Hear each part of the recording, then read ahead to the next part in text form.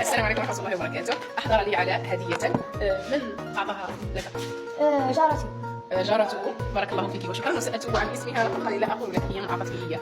انظر ما شاء الله، رائع ما شاء الله. ايش نقولهم باللغة؟ ما شاء الله. لا لا خذ. يلا لا يلا فكروا وخمنوا. لا من أنا. هذه من شافها. هذه من شباب. جواري. جواري. نعم جواري. مساحيق. تخصص تجميل. على رقم التجميل. شكرا. والله لا ما لي نقطة. ما في يسيلو وردين. لا يا بني السنين. راح تاع الأظافر. ايه بعد ما تعرج دي هكذا هكذا كي توجعك صباع لا تاع الأذن ها هي.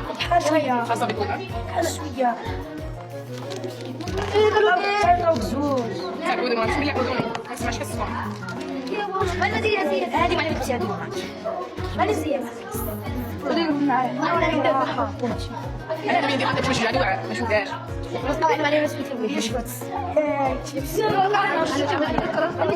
تركيا. مثلا انا شفت علماء ما شفت تركيا اساطير ما شاء الله. ما شاء الله هي من قصدي هي. مع اختي عندك قصدي شابة. علماء قصديني يدير هبل يا صلي فيك. شكرا لك جزاك الله خير. هذه هدية.